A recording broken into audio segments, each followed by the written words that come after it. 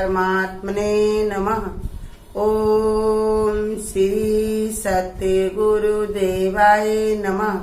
देखिए बता रहे भगवान ने छठे अध्याय का ये है 37वां श्लोक। 36 कल हो गया था तो ये 37 श्लोक ये बता रहे, हे कृष्ण, जिसका मन योग से चलायमान हो गया है, ऐसा शिथिल यत्न करने वाला श्रद्धा पुरुष योग की सिद्धि को अर्थात भगवत साक्षात्कारता को न प्राप्त होकर किस गति को प्राप्त होता है। ये बता रहे भगवान कि अगर बीच में मन चलायमान हो जाए और उसका यत्न जो है बहुत कम ही हो पाया हो तो उसकी गति क्या होगी। जैसे कोई भी कार्य कोई किया जाता है तो उसमें लाभ और हानि हम दोनों का पता लगा लेते हैं। ऐसे ही अर्जुन भी चालाकी दिखा रहे भगवान को, कह रहे देखो ना इतना कर पाए जितना आप बता रहे हो कि योग से मन अगर हट गया तो उसकी बड़ी दुर्गति होगी, वो योग में उसके लिए बड़ा दुष्कर होगा, बड़ा कठिन होगा। तो इस अवस्था में उसकी स्थिति क्या होगी। इसलिए भगवान से पूछ रहे कि चंचल मन की गति बड़ी तेज है, इसको अगर नहीं रुक पाया तो क्या होगा। जिसकी योग में तो पूरी श्रद्धा है परंतु जो यत्न में कभी कमी के कारण अपने मन को पूरी तरह भगवान में नहीं लगा पाया हो। करे परमात्मा में तो श्रद्धा है उसकी, लेकिन योग में उसका मन पूरा नहीं लग पाता हो, नहीं हो पाता हो। कठिन अवस्था होती है ना किसी की, कहा कि देखो कहीं पर कुछ लोगों का शरीर लग जाता तो मन नहीं लगता और किसी का मन लगता तो शरीर नहीं लगता। तो इसमें ये बता रहे श्रद्धा तो है उसकी, श्रद्धा तो है लेकिन मन नहीं लगता। एक बार यही बात भगवान दरबार में चल रही थी कि एक प्रेमी कह रही थी, देखो हमारे घर परिवार वाले भी सत्संग में बड़ा प्रसन्न होते कि सत्संग तुम जाती हो, बड़ी अच्छी बात है, और हमको आना भी बड़ा सुलभ, यहाँ तक पहुंचा जाते हैं। अब घर में भी सब लोग हैं लेकिन पता नहीं क्या बात, घर में भी सब लोग चाहते हैं सत्संग में जाएं और हमको पता नहीं क्या बात है जो सत्संग में हमारा मन नहीं लगता। तो इसी में बताया गया वहां पर कि ये जो है पूर्व जन्म के पाप से हरि कथा न सुहाए। ये मन जो हमारा है जब नहीं लग पाता है तो कितनी भी सुलभता हमको हो लेकिन वो हमारे लिए मुश्किल पड़ती है, क्योंकि जो काम गुरु कहते शरीर का काम तो है नहीं भगवान की भक्ति। भगवान की भक्ति तो मन से की जाती है। कितना देखो बताते हैं शास्त्रों में तरह तरह के वेद दिए। किसी में बताया राधा भगवान के वियोग में मन को लगाकर भगवान में कभी पा जाती थी और कभी खो देती थी। वियोग संयोग बन जाता था, संयोग उनका वियोग बन जाता था। गोपियां जो हैं उधर जब ज्ञान देने के लिए आए पहले रो रही थी, सब ढूंढ रही थी भगवान कहाँ है, भगवान क्यों चले गए छोड़ के, लड़ रही थी भगवान से। और जब उधर कहने लगे कि तुम उनको क्यों याद करती जो तुमको भूल कर चले गए, तो कहती गए कहाँ, वो तो मेरे रोम रोम में बसे हैं। जो आंसू निकलते वो श्याम के हैं, वो जिनके हम सामने दिखते तो श्याम है, इधर है तो श्याम है, मेरा काम करके तो श्याम जाते हैं। माने परमात्मा में ही ओत प्रोत थी लेकिन उनकी हृदय में रोती भी थी, क्योंकि वो तड़पन में भी उनको सुख मिलता है। ज्ञान में भी चलता है कि संयोग ही वियोग है और वियोग ही सहयोग है। जितना जितना हमारा वियोग होता है उतना उतना सहयोग होता है। जितना जितना हम दूर बनते रहते हैं उतने हमारे अंदर तड़पन होती है, उसका उतना महत्व होता है। प्रेम के लिए भी दूरी थोड़ी जरूरी होती है। ज्यादा जिससे घुल मिल जाओगे तो फिर भगवान ने कहा वहां पर प्रेम नहीं होगा, स्वार्थ चालू हो जाएगा।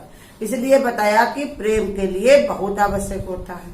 तो गोपियां कैसे भगवान की विरह में तड़पती थी, तो विरह ही उनको सहयोग था। उद्धव कहते थे श्याम तुमको छोड़कर चले गए और तुम इतना क्यों उनको याद करती। वो कहती गए कहाँ, वो तो मेरे रोम रोम में से। अब हम आंसू बहाते हैं, उनको याद करते हैं तो इसी में हमको बड़ी शांति मिलती है। जैसे कभी बताए ना, कोई अगर चला भी जाए संसार से तो उसके पीछे लोग क्यों रोते हैं, क्योंकि जानते भी जिंदा भी नहीं होगा, अब कोई काम भी नहीं करेगा, अब उससे कोई हमारा हल भी सिद्ध नहीं होगा, कोई मतलब भी नहीं है, फिर भी रोते क्यों, क्योंकि उनको शांति मिलती है। उनके अंदर जो कहते हैं मेरे आग लगी हुई अंदर है, जब वो रोते चिल्लाते तो उनको शांति मिलती है। तो ऐसे ही बताया तरह तरह का आनंद है। ये भी एक आनंद मिलता, उनको शांति मिलती है, इसमें भी सुख मिलता। किसी को कहने में, किसी को सुनने में, किसी को करने में, किसी करवाने में, तरह तरह के आनंद हैं। गुरु कहते इसलिए हर चीज का अनंत रूप और स्वरूप है। इसमें ये बता रहे अपनी स्थिरता बता रहे भगवान अर्जुन कि पूरी श्रद्धा तो है, परंतु यत्न की कमी के कारण मन को पूरी तरह भगवान में नहीं लगा पाते। उनका यत्न पूरा नहीं हो पाता। जैसे भगवान कहते हैं कि कहीं भी ना जाए। भगवान ने कहा अनन्य भक्त माने अन्य नहीं, एक मैं ही मैं। परमात्मा जैसे बताया कि भगवान क्या है, एक पति के तरह है। वो पति अपनी पत्नी पर ऐसा विचार करता रखता है कि उसका मन अब कहीं और न लगे, हमारे अलावा ये कहीं पर भी कोई इसका जौन है कहीं वो चित्त न रमे। जेलस लवर कहा जाता है। ऐसे ही परमात्मा भी हमारा वही प्रेमी है। वो कहता है जब तुम हमसे प्रेम करते हो तो संसार में और कोई चीज से प्रेम नहीं। तो इसलिए समझा दे तो इतना उसका इतना अगर ना हो तो उसकी गति क्या होगी। जिसका मन अंत काल में योग से विचित हो गया हो, स्पष्ट है कि योग से विचित होने के कारण ये जीवन के परम श्रेय को प्राप्त करने में असमर्थ भी हो सकता है। ये भी बता रहे कि ये तो इतना कर नहीं पाता है और अंत समय तो हर घड़ी हमारा है। एक एक सांस जो जा रही है वो मेरी आखिरी है और किस घड़ी उठ जाए वो जाना। तो कहते अगर ऐसी स्थिति में वो शरीर का परिवर्तन हो जाए, जीवन का छोड़ दे, जीवन अपना त्याग दे, छोड़ रहा हो, अंतकाल हो उसका, तो फिर अगर उसी समय भगवान से अगर योग से चित्त उसका विचलित हो गया तो फिर मिलना बड़ा ही मुश्किल। वो जानते भी है नुकसान भी कितना है।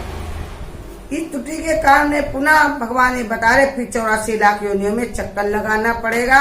भगवान उसको किसी प्रकार फिर उद्धार करेंगे। कह रहे अगर ऐसी स्थिति उसकी बन गई तो फिर वो 84 लाख के चक्कर में फिर से जाएगा। फिर भगवान क्या कर सकते, क्योंकि भगवान ने क्या बताया, ये मनुष्य की योनि ही मोक्ष का साधन है, मुक्ति का साधन है, भगवान से मिलने का साधन है। साधन धाम मोक्ष कर द्वारा भगवान को ये मनुष्य शरीर से ही पाया जा सकता है। कितनी भी योनियां चाहे तुम उसकी गाय की कितनी भी पूजा कर लो, लेकिन भगवान नहीं गाय पा सकते। चाहे जितना कोई तोता घर में पाल ले, रामायण पढ़ने लगे, लेकिन उससे भी उसको मुक्ति नहीं मिलेगी। चाहे जितनी कोई जो है कितने भी गुरु कहते किसी की भी सेवा की जाए, पेड़ पौधे की कितनी भी पूजा कर लो, लेकिन वो मुक्त नहीं। तो जब तक मनुष्य का शरीर नहीं मिलता है तब तक उनको मुक्ति नहीं मिलती, भगवान की भक्ति नहीं मिलती। इसलिए इसको शास्त्रों में कहा है कि साधन धाम मोक्ष कर द्वारा पाए न जो सुरलोक संवारा। परमात्मा को पाने के लिए ही इसका मेन लक्ष्य रहता है।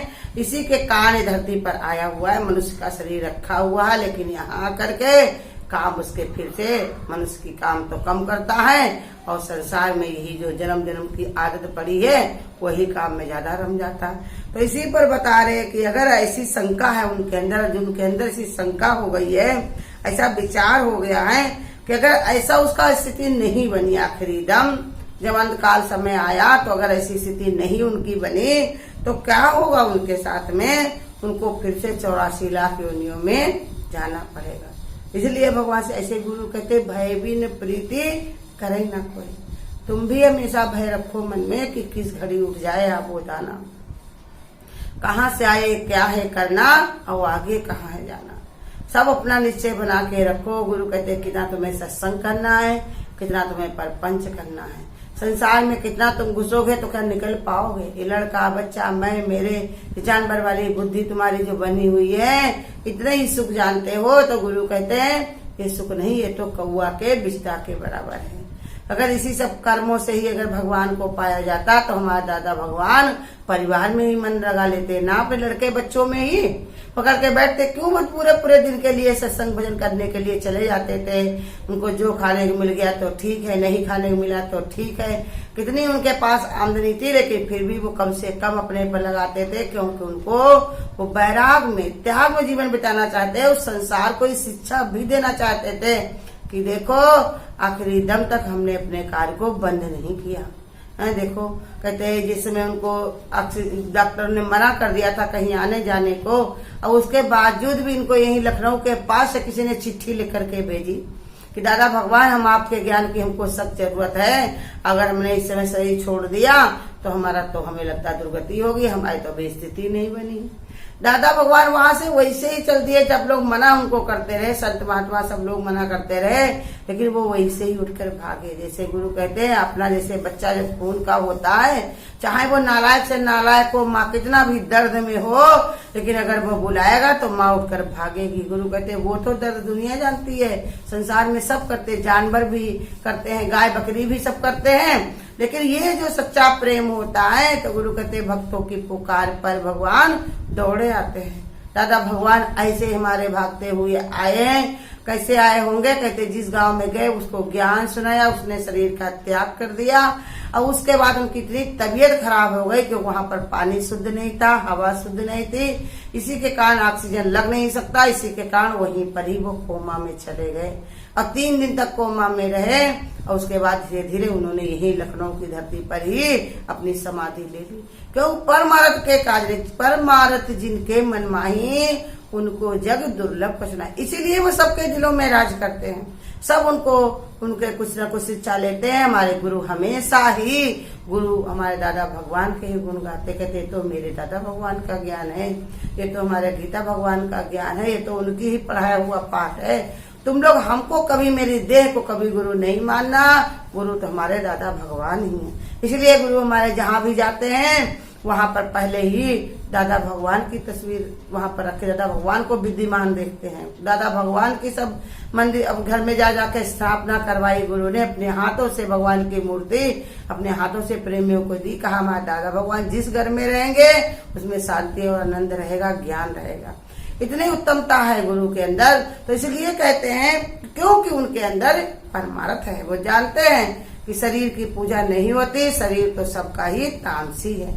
इसमें कोई भी कितनी भी अगरबत्ती लगाए, धूप बत्ती लगाए, पैर छुए, कितना भी आदर करे, सम्मान करे, गुरु गुरु कह के बुलाए, लेकिन इससे कुछ नतीजा नहीं होगा। गुरु का ज्ञान ही जीवन में धारण करेगा, जो अपने गुरु को ही आगे करेगा, गुरु को ही बड़ा मानेगा, गुरु कहते उसको ही शांति मिलेगी। तो इसलिए ये बता रहे अपने मन की बात अर्जुन कि अगर हमारी स्थिति ऐसी नहीं बनी, हम ऐसा नहीं कर पा रहे हैं, तो फिर हमारी दुर्दशा क्या होगी, हमारा क्या होगा, हमारा कैसे उद्धार होगा।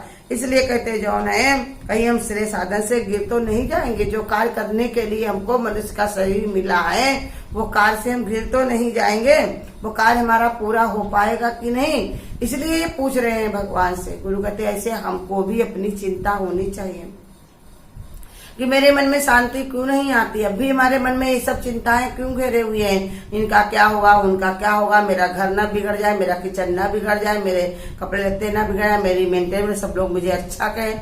गुरु कहते नहीं, ऐसा नहीं हो सकता। संसार में अगर तुमको अच्छा कोई कहेगा तो भगवान के लिए तुम अच्छे नहीं होगे, और जो भगवान का अच्छा है उसको संसार कभी अच्छा कह नहीं सकता। जितने भी संत महात्मा हुए, ऋषि मुनि हुए, संसार ने उनको जब तक वो रहे तब तक उनको कोई आदर नहीं किया, किसी ने सम्मान नहीं किया। और शरीर जो परमात्मा में अपना जीवन पूरा उन्होंने जब लगा दिया तो बीज फलता है सदा मिट्टी में मिल जाने के बाद, तब दुनिया आज याद करती है। ऐसे नहीं आलस परमात्मा में बैठना है। गुरु कहते हैं ज्योति अपनी जगमगाते रहो। दादा भगवान का ज्ञान प्रचार प्रसार हमेशा करते रहो। जो तुम्हारे नियर डियर आए सबको ये ज्ञान से लबालब भरते रहो। जब कब कर पाओगे? गुरु कहते जब सुराही शुद्ध भरेगी तभी तो दूसरे को पिलाएगी। जब अपने आप उसी में डूबे रहोगे ज्ञान विचार में तो सबको वही ज्ञान विचार ही दोगे। एक भाव विचार बनाओ कि सबका गुरु ने हमको निमित्त कारण बनाया जरूर है, लेकिन ज्ञान तो हमारे दादा भगवान का ही है, हमारे गुरु का ही है। तो इसलिए जो ऐसे विचार को मान लेता है, ऐसे भाव को जान लेता है, तो आगे बताएंगे भगवान कि देखो जो तुम कर चुके हो वो तो तुम्हारा कहीं जाने वाला नहीं है, और भगवान की अलग से कृपा भी है कि वो कहीं अगर इस रास्ते पे जो चल देता है भगवान की ओर, तो भगवान कहते हैं जब तुम थक जाते हो तो मैं तुमको गोदी उठा लेता हूँ, तुम्हें सीने से लगा लेता हूँ, तुमको आगे बढ़ करके अपने आगे भगवान ने कहा खींच लेता हूँ। जब हमसे जो काम नहीं होता है वो भगवान करके मानता है। परमात्मा की शरण में आके आगे भगवान समझाएंगे कि नुकसान कुछ नहीं होगा, लेकिन पूरा अगर काम कर ले तो बहुत ही अच्छा है।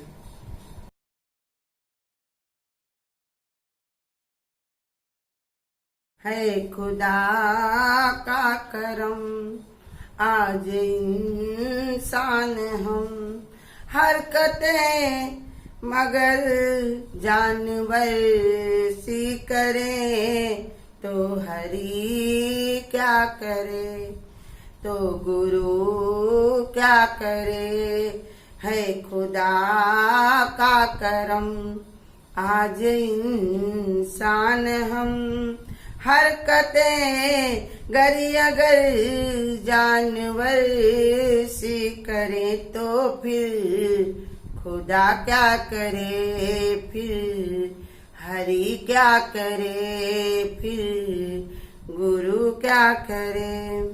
मीठी बोलों से सबको तुम आवाज दो, मीठे बोलों से सबको तुम आवाज दो। ना बुरा कुछ कहो, ना बुरा कुछ सुनो, ना बुरा कुछ कहो, ना बुरा कुछ सुनो। ये जुआ तो मिली मीठे बोल करो, इस जुआ से किसी की निंदा करे तो खुदा क्या करे, फिर हरि क्या करे, फिर गुरु क्या करे। है खुदा का करम आज इंसान हम, हरकतें जानवर सी जो करने लगे तो खुदा क्या करे, फिर गुरु क्या करे। हमको मालिक ने प्यारा सा तन दे दिया, हमको मालिक ने प्यारा सा तन दे दिया। वो हमारे लिए आज इंसान बना, वो हमारे लिए आज इंसान बना। हमको मालिक से आज सब कुछ मिला, तो हमको मालिक से आज तो सब कुछ मिला। तुम न आओ सत्संग में बैठे रहो, फिर खुदा क्या करे, फिर हरि क्या करे, फिर गुरु क्या करे। है खुदा का करम आज इंसान हम, हरकतें जानवर सी जो करने लगे तो खुदा क्या करे, तो हरि क्या करे। हर चमकती हुई चीज सोना नहीं, हर चमकती हुई चीज सोना नहीं। ऐसे धोखे में जीवन को खोना नहीं। मेहरवा से तो ज्ञान की ज्योति मिली, मेहरवा से ज्ञान की ज्योति मिली। भक्त यूं ही गवा कर अगर चल दिए तो प्रभु क्या करे, फिर हरि क्या करे। है खुदा का करम आज इंसान हम, हरकतें जानवर सी करने लगे तो प्रभु क्या करे, फिर गुरु क्या करे, फिर कोई क्या करे। हरि ओम। अगर आपको आज की वीडियो अच्छी लगी हो तो वीडियो को लाइक और शेयर करना ना भूलें। आगे की वीडियोस देखने के लिए चैनल को सब्सक्राइब करें और नोटिफिकेशन